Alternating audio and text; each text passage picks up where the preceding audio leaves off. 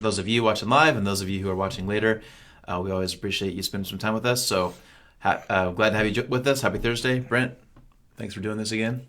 Enjoy it. It's, I don't know, it's fun. It's fun. It's good. Fun, and we're grateful. So thanks for watching. Yes, absolutely. All right, so let's just dive right in here. So this past Sunday, we're kind of wrapping up the Forward campaign. We've got one more week. Why don't you give us a quick recap of Cheerful Generosity, week 4 of the Forward campaign this past Sunday? And sometimes I feel like I'm a isolated, lonely voice because I just sometimes have different perspectives than some. And I do invite people to push back and to check the Bible and make sure. But like I've always said that joy is a feeling and we should always be joyful. Okay? Most people, you read about joy and it's some pleasant peace. And I just don't see that. So sometimes I feel like I'm a lonely voice because no one else agrees with me.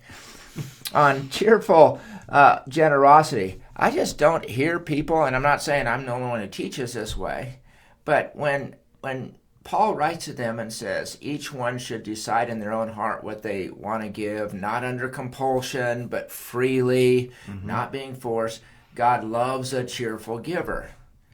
And I just don't follow that thing through like a lot of people do, because to me, it just is not saying you just decide the amount based on your own happiness. Like that's the center of God's heart is our happiness. Right. Because there's a bunch of chumps out there that are perfectly clear conscienced to not give anything. Right. And so, I just think that God wants us, expects us to give regardless of our happiness level. He wants us to be nice, whether we are happy about it or not. He wants us to forgive, whether we're happy about. I mean, why do we take money out of this general understanding that God wants us to want to forgive? God wants us to want to be nice. But the want to has nothing to do with whether you should do it or not. Yeah. Okay, and so it is with money. And I probably beat that dead horse a little bit too much on Sunday. And then I hammered home tithing. I'm a minority voice. It's out there for sure, but I'm a minority voice that thinks that the tithe of the 3 tithes from the Old Testament, that first one, because you ate the second one, which is crazy, Right. and then the third one was just a 3% to the poor. But the tithe to the house of the Lord, I think we're still obligated to. And that's unique, you think? I think you get on the internet and of course, you don't believe everything on the internet, but right.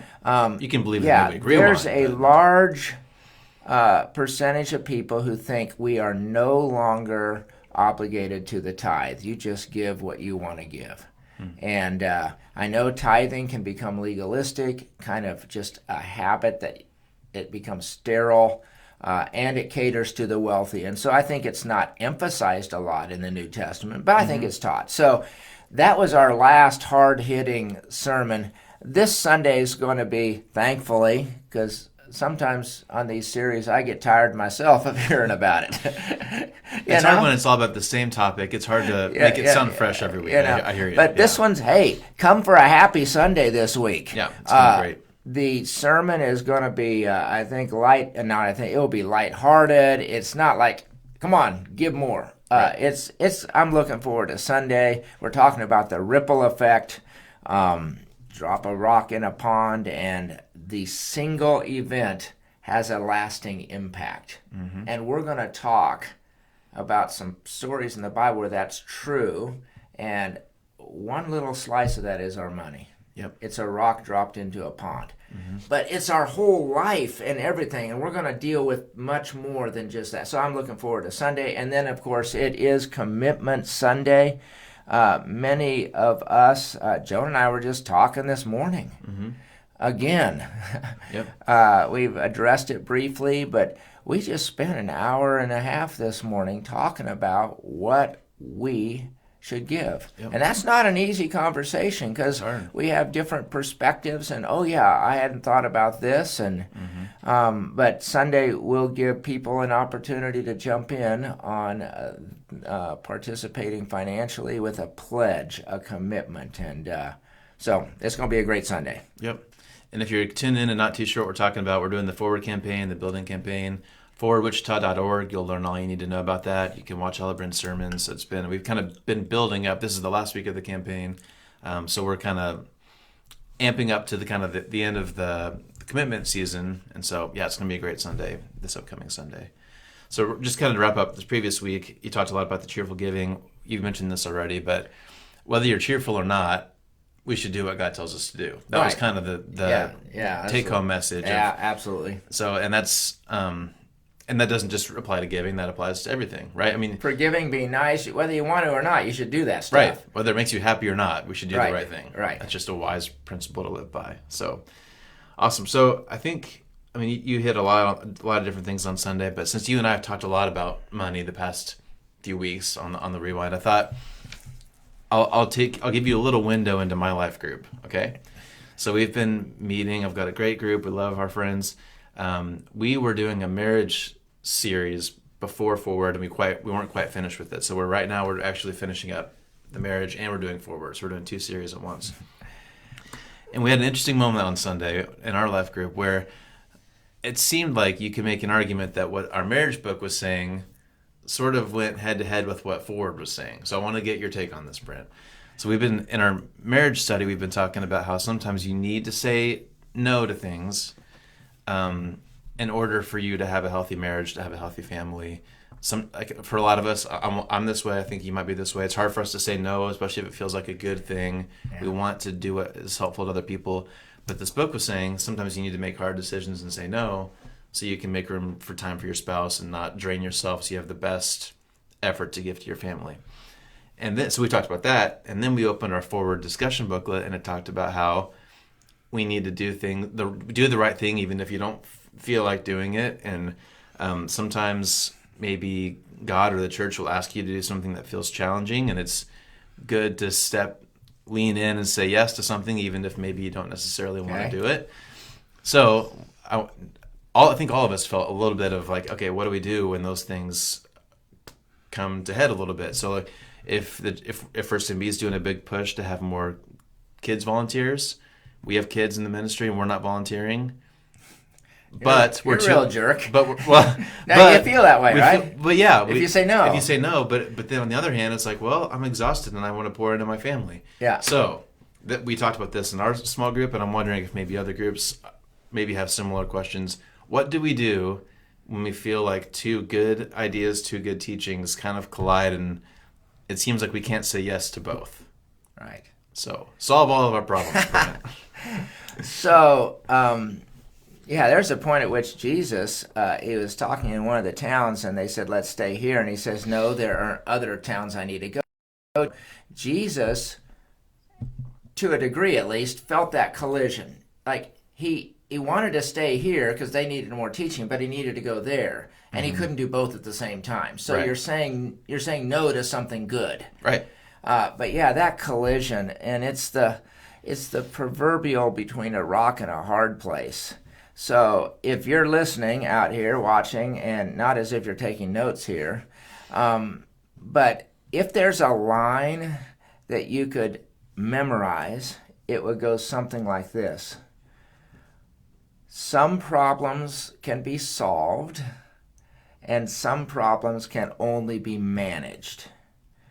And we bring ourselves tremendous consternation and anxiety when we take a problem that doesn't have a solution and we try and solve it. Yep. So Joan and I, in a moment of transparency about our marriage and our parenting, Joan and I, our girls are 30 and 28. But while we were raising them, we had 2 very different parenting philosophies. We loved each other and we loved our kids, and we both wanted the same thing for our kids, that they would wholeheartedly follow Jesus. But I am far too relaxed in my disciplining. I just am. I'm like, they're not doing drugs and robbing banks. Hey, we're okay. I mean, they're just late for curfew. Right. Okay. I'm a softie on that. It's not good. There's a good side to the relationship side, you know. But Joan is wired as more of a rule follower. Okay. And I'm exaggerating when I say this by a lot. But Joan would say, if we let them go 10 minutes late on curfew, they'll be robbing a bank next week. Now, that's not, Joan, if you're listening, that's an exaggeration, but she just was a rule follower, and I'm not as much. We argued about this a lot. And I wish someone had told us, I don't know if it would have helped, but I'd like to think it would have. I wish someone had told us back when they were growing up, the kids, to say, hey, you're not going to solve this. Right. You just got to manage it. And so lower the bar. Okay. So, I don't have a magic answer for this collision of ideas. When you've got two good things to do, like volunteer at church and spend time with your family. Right. Like you can't do both. Right. Okay. There's not an easy answer. You're just not going to solve that problem. You now manage it. And I don't know, do you say, okay, this time we're saying no to the volunteering. That's how you manage it. And you feel a little bad. And then maybe 2 asks later and 9 months later, you say yes to volunteering. But you are going to have to, not you personally, but we just have to lower the bar and live with a less than ideal solution and convince ourselves that that's okay. Do you think there's any wisdom in pushing yourself against what comes naturally? So like if the church asks for volunteers and you're like, no way, and that's always your response, and you always lean towards I'd rather be home with my family, or the vice versa. Sure, I'll do another thing. Yeah, I'll sign up again, but you're never home.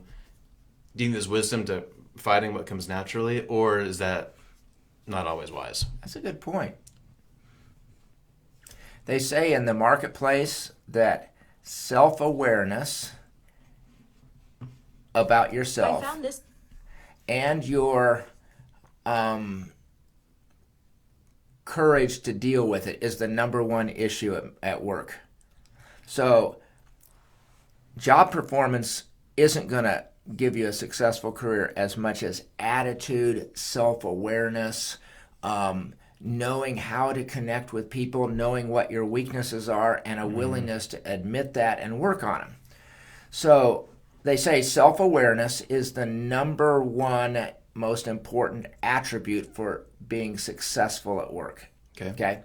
So what you're asking is essentially that. If your self-awareness is that you tend to use family as a reason to never do anything, that's self-awareness.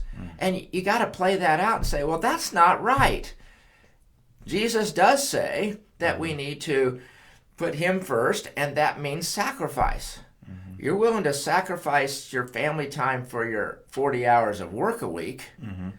Like you should be willing to sacrifice for a far greater cause of impacting kids and kids ministry. And if you are self-aware that your tendency is to use your family time, Christian, doing what Jesus wants, as a excuse to never do this, you're right. You need to push yourself against. If it's flipped, and you're always serving at church, and you're abandoning your family, you need to. So, yes, I think is the answer to your question. Be self-aware of your tendency to say, in this example, yes to family or yes to church, which wins out, and bring a little balance there. So you push against your kind of weakness there. Yeah.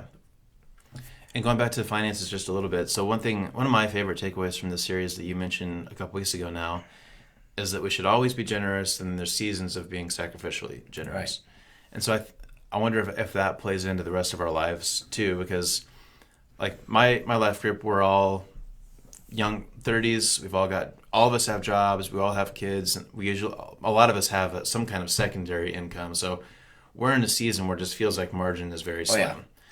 Of course, I think a lot of people use that excuse now. Everyone's busy, but it feels like it's maybe possible that when you're young Absolutely. 30s with little kids, maybe 1.5 jobs, trying to buy a house and all that kind of stuff, it feels like that season is maybe not the best time to stretch yourself thin and volunteer a bunch of different places. But maybe down the road, when our kids are older, and I know there's the joke that a lot of people retire and then they say they're the busiest they've ever been. So Yeah.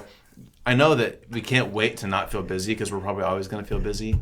But do you think your principle of always be generous, seasons of sacrificial, does that also have to do with time and seasons of life, would you say?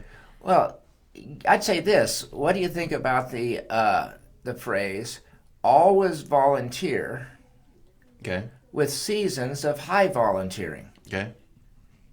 Yeah, but if you're saying seasons of no contribution into the advancement of the kingdom outside of your family, with seasons of contribution, no. Right. So if I push back, I would say relative to a couple's personality, their ceiling, because everyone has a different ceiling, Yep. and all that. I would say every Christian should be serving somehow, somewhere, all the time, always generous, Yep. Okay. with seasons of high service. Okay. But for some people, I don't want to lock anyone in. That may be their service is once a month for 2 hours in the nursery. And there's no evening involvement, and there's no... So I can't begin to mandate what a always generous is, nor always volunteering. But every Christian ought to be using their gifts, I think, outside of their family to advance the kingdom. Yep. And often that's in an organized fashion. You're a mentor at Youth Horizons, or you volunteer at Lighthouse, or you teach a Sunday school class. Yeah. So, but I want to be cautious because I don't know a person's situation. But I would Sure. say they should always be serving the kingdom. I would say outside of just being at home with their family. Sure. But that might be this or this, with seasons of sacrificial service. Yep. Good. I was thinking one reason why I like maybe rewind to why we have conversations like this. You and I were just chatting just briefly earlier that a lot of these principles, it's easy to pull principles out of Scripture and to kind of teach them. But you were saying earlier, like we don't know everyone's circumstance. We don't know everyone's financial situation. We don't know their family background. So I think it's easy sometimes to, like, if you're just attending church or listening or whatever, to feel like, oh, he's saying I have to do this. But I heard you say, yeah, you should do that, but I don't know everything else in your life. So it's helpful to kind of flesh some of these ideas out and things like this, because there are so many things that are just, they collide, and there's not as easy of an answer as we wish there was, as you were saying. And this sounds random, but this is one of the primary reasons I don't want to know who gives or financially or what they give. I got enough stress in my life. I don't need that stress. Right. Is there a general principle that I believe every Christian ought to be tithing? And whether they tithe the church, they ought to tithe. They ought to get a whole bunch of that percent to the church. Do I believe that people ought to be generous? And if I looked at their checkbook, I ought to see that they're generous, and they ought to see that I'm. Yeah. But there are so many realities that I have no concept of what's going on in their lives. It just helps me not judge. Yeah, well, and you You gave, know, when we were and- chatting, you gave the example of when you do premarital counseling. There's with finances. There's so many shoulds. Oh, yeah. You should tithe. You should save. You should pay your mortgage. You should pay off your debt. You should, and I mean, again, I'm quoting you, but like that 100% only goes so far sometimes, and so there's a lot of things that we should do that we just can't. I think finances is kind of easier to pull out examples of that, but pull out any principle. There's so many things we should be doing that it's hard to Absolutely. actually do that with only the 100% of a life that we have. So And we have this phrase between a rock and a hard place. And even with Jesus, even with the Bible, this side of heaven, some problems can be solved and some just can only be managed. right, So lower the bar a little bit. Rock and a hard place. We were talking about this, that Rahab, Jericho. Before it fell, they wanted to save her, and the spies were hiding the spies. And no matter what she did, when the knock on the door, she was hiding the spies. Should she lie or tell the truth? Yep. I've sometimes said, no matter what, she would put one foot in heaven and one foot in hell. Yeah. So she lied when they knocked on the door. That was a flat-out lie. Well, I don't care what you say. She said they're not here, and they were there. Right. She stepped into hell. At the same time, she stepped into heaven. She saved. She protected innocent men. Right. If she told the truth, she would have a foot in heaven, so to speak. But in telling the truth, she was also handing innocent men over to evil men. Right. She was in hell. Now, it's not a direct correlation between spend time with your family and teach Sunday school. But the fact is, if you say yes to one, you're saying no to a good thing. Right. And you're conflicted. Welcome to earth. Yep. And I don't like that, but part of our coping mechanism is pleading with God for wisdom and knowing that this side of heaven, we're going to say no to some good things. Now, we just don't want to say yes to some bad things. Right. But when you've got two good choices, trying to get out of debt and trying to give generously to the church, trying to save, trying to do all this stuff, you can't do everything. So you're going to end up saying no to a good thing. Right. And I just don't want people to get all wound up inside, and yet that's what we do. We feel guilt and shame, or we're bad people because we said no to teaching Sunday school. Anyway, we haven't gone anywhere, but you're just conflicted. You're between a rock and a hard place, and having Jesus doesn't eliminate that dilemma. Right. So you rest strong and, okay, God, am I loving you with all my heart, soul, mind, and strength? Am I contributing to the kingdom? You ask a few questions, say, okay, for this season, this is what I've decided. And it plays into the funding for our Forward campaign. Yep. I can't begin to judge. I want everyone to give generously and sacrificially. But I can't begin to judge what that looks like. Right. Because they've got their life. And it's hard. Yep. All right. Well, I guess the answer is there is no right answer. Yeah, it's just... It's good. I mean, it's helpful just to talk through it. That's good. Well, and you think if a high schooler went to their parents and said, Dad, Mom, as if they'd say this, Right. I really want to please you in the answer, and I'm just stuck, but my heart is facing the right direction. You'd feel good about that because you know they're trying to please you. And I often say to people who are in my office saying, what should I do here or there? I say, in the end, throw yourself at the feet of your Creator and say, Father, I'm trying to please you in this decision. I'm going to say no to this good thing. Just know my heart. I'm not trying to be lazy. I'm not trying to find... On Sunday, I had Welcome to Loophole Christianity, Right. where we try to find a loophole to For give tithing. less. Right. Okay? And God just honors your heart. Yeah. And even if you might not be spot on with your decision, if you look at your Creator and say, Lord, have mercy, I got this dilemma, and I don't know what to do. I feel like I'm going to get stuck no matter what I say, and I'm all torn up inside. I've talked, I've prayed, I've tried to discern with people. I'm saying yes to this and no to this. And I feel terrible, but I want you to know my heart's right. Test my heart. I think it's right. God likes that. Yeah. And even if your decision isn't spot on, he'd rather have your heart. Right. Yep. So, yeah, it's Good. It's hard. It's good. I think it's helpful, though. And by the way, we got a comment from Joan that she is watching, so hopefully you are truthful in what you just said earlier about your parenting there. So, all right, we got a couple minutes left. I want to give maybe just a minute to talk about Sunday, a little bit more about the Commitment Sunday. So if you've been joining us, I think we mentioned earlier, this Sunday is the last Sunday of the Forward campaign. It's when we're going to actually take some time in the service for people to, hopefully they already have, but to pray and fill out their commitment cards, and we're going to turn those in on Sunday.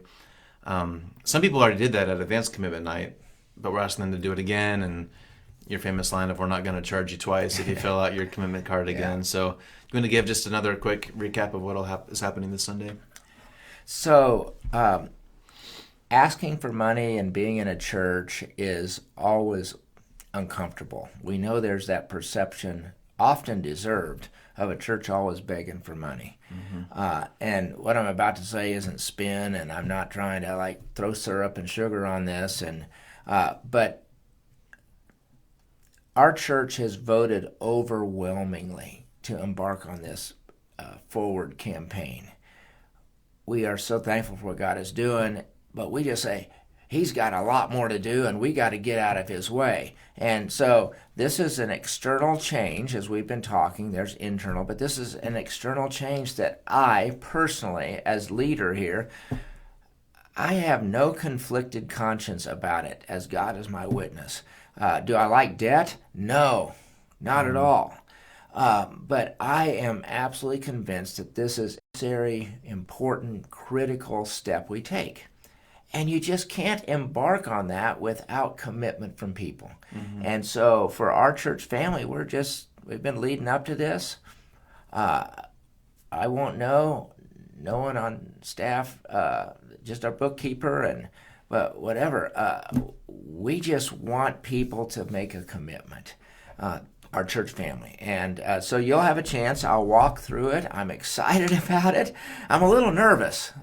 Well, of course. Yeah. Because I don't know what people are going to end up giving toward our projected goal. It's a big goal. And our projected goal is $9.6 million, which sounds like a huge number, and it is. That's over 2 years.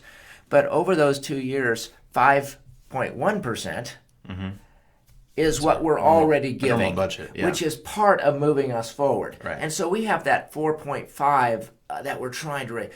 I just am praying that we will raise 4.5 or 5 or 5.5 million in commitments. And so that's this Sunday, and I honestly am looking forward to it. But we'll give people a chance to just say, I'm in and I'm behind this. And our big deal is pray about it and try and figure out what you think God would be pleased with relative to your financial reality. So. And you sent out an email to the whole church yesterday, so hopefully a lot of people watching have heard about that. And we even filmed a video of you kind of explaining the commitment card, because it is a little confusing to figure out. It's a little confusing. So we'll walk through it on Sunday, and And you can fill it out online too. We'd rather you be with us in person, but if you can't, forwardwichita.org, you'll find everything you need to know there. So looking forward to a good Sunday and here in just a couple of days. So, all right, we might wrap up a little bit early today. Anything else we didn't hit on yet? No, just encouragement that we all need. We're supposed to live in the rhythm of 7 days, live in the rhythm of 24 hours. God created us with a need to be replenished. And so He says, every 12 hours, go to bed. You need to be replenished, okay? Every seventh day, take a pause out of your normal and do the Jesus thing, okay? We all know that that's just not enough. I mean, it's a good rhythm to live in every seventh day. But we need a midweek stuff. I need every day, to spend time with Jesus. But I am grateful for the people that watch this afterwards on the podcast or whatever they do, Matt, in your tech world, those that watch live, because we don't want to overestimate our ability to do life on our own. We need help. And so the midweek pause is just 4 days into this thing, a little more Jesus connection. So it's fun for me, and I need it, and I'm thankful for those that listen. Absolutely, me too. And another real kind of quick plug, you and I are both in the church-wide YouVersion plan, and that I love that too. It's really, if you're not involved, you can join it, firstmeetchurch.org/Bible, I think. We're going through the whole Bible, and every day... I like reading the comments. All the comments, and people who write what they learned that day, a lot of the times it's something I had never thought about before, so it's kind of fun to do that, and that's another good way to kind of keep that rhythm and that habit going. So, hey, free plug for YouVersion if you want to join us on that as well. So, all right. Well, hey, thanks for all of you watching, and for those of you who watch and listen later. Thank you, Brent. Appreciate you doing this. Thanks for all you do. Have a great rest of your day today, and we'll hope to see you Sunday, Commitment Sunday, and back here again next Thursday. Thanks, everybody.